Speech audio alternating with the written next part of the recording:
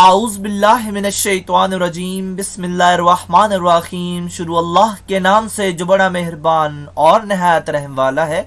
उम्मीद आप लोग खैरियत से होंगे और इस वीडियो में इंजीनियर फैसल आपसे मुखातिब है। हमारी आज की वीडियो का टॉपिक है प्रोडक्शन ऑफ रेडियो आइसोटोप्स। वैसे तो आइसोटोप्स एक नेचुरली अकरिंग प्रोडक्ट है जो कि रेडियो एक्टिविटी के प्रोसेस से नेचर में बनते हैं, लेकिन जो आइसोटोप्स इंसानी जिंदगी के लिए फायदेमंद होते हैं इनको आर्टिफिशियली एक रिएक्टर में तैयार किया जाता है। मुख्तलिफ फील्ड्स में इन आइसोटोप्स का इस्तेमाल है, जिनमें मेडिकल फील्ड, एग्रीकल्चर फील्ड और इंडस्ट्रियल फील्ड शामिल हैं। इन आइसोटोप्स को रिएक्टर में कैसे तैयार किया जाता है? एक स्टेबल न्यूक्लियस के ऊपर चार्ज पार्टिकल्स की बम्बार्डमेंट की जाती है और इस के नतीजे में हमें आइसोटोप्स हासिल होते हैं। इसके अलावा आप डायग्राम में देख सकते हैं कि सी वाटर्स में से कुछ एक्सट्रैक्ट किया जा रहा है। ये एक्सट्रैक्शन हो रही है आइसोटोप्स की, क्योंकि सी वाटर के अंदर एक पावरफुल आइसोटोप मौजूद होता है जिसको हम ऑक्सीजन आइसोटोप कहते हैं। ऑक्सीजन आइसोटोप की 3 फॉर्म्स हैं। इनमें O16, O17 और O18 शामिल हैं।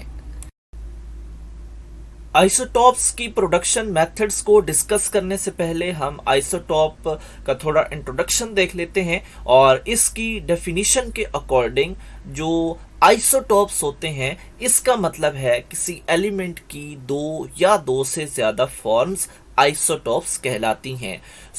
इन तमाम फॉर्म्स में एक फ़र्क होता है और फ़र्क ये है कि तमाम फॉर्म्स में सेम प्रोटॉन्स और मुख्तलिफ न्यूट्रॉन्स होते हैं, जिसकी वजह से इनका रिलेटिव एटॉमिक मास मुख्तलिफ होता है, लेकिन इनकी केमिकल प्रॉपर्टीज सेम होती हैं।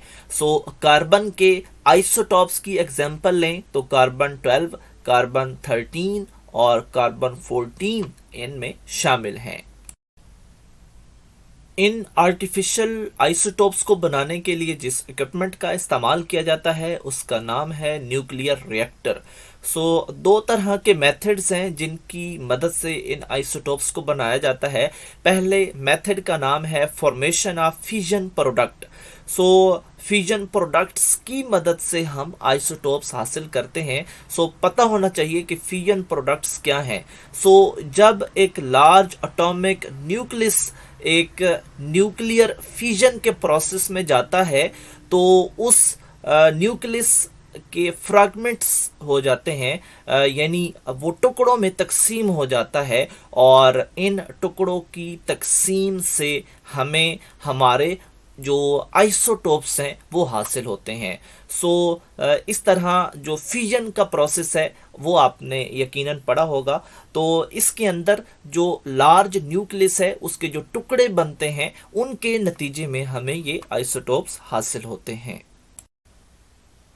फ्यूजन प्रोडक्ट्स से आइसोटोप्स हासिल करने का जो प्रोसेस है वो लार्ज स्केल पे नहीं किया जाता। उसकी वजह यह है कि एक तो ये प्रोसेस एक्सपेंसिव है और दूसरा ये डिफ़िकल्ट प्रोसेस है। डिफ़िकल्ट इसलिए है क्योंकि जब फ्यूजन का प्रोसेस होता है तो उसके नतीजे में जो फ्रैगमेंट्स बनते हैं उनमें से यानी उस रेडियो एक्टिव मटेरियल में से जो आइसोटोप्स हैं उनको सेपरेट करने का जो प्रोसेस है वो काफ़ी डिफ़िकल्ट है। इसलिए इस प्रोसेस को मोस्टली यूज़ नहीं किया जाता। आर्टिफिशियल आइसोटोप्स पैदा करने का सेकंड मेथड है by irradiation of target materials by various energy levels neutrons to produce the desired radio isotopes.